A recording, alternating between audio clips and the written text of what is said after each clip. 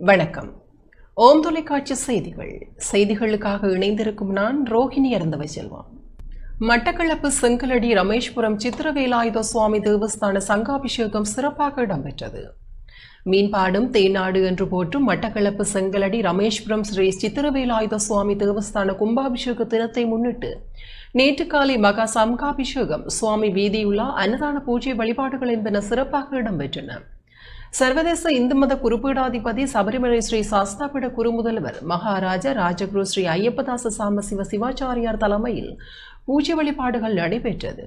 இதில் ஆலய பிரதம குரு சிவஸ்ரீ ஜெயக்குமார குருக்கள், கிருஷாந்த சர்மா, ஆலய நிர்வாக சபையினர், அடியார்கள் பலர் பங்கேற்று இறை வழிபாடு செய்தனர்.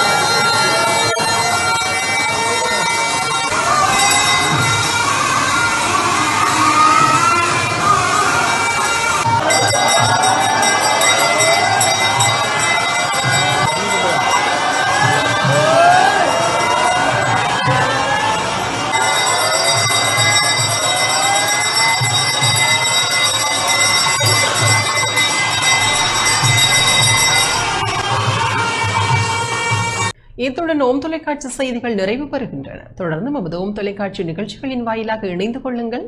வணக்கம்.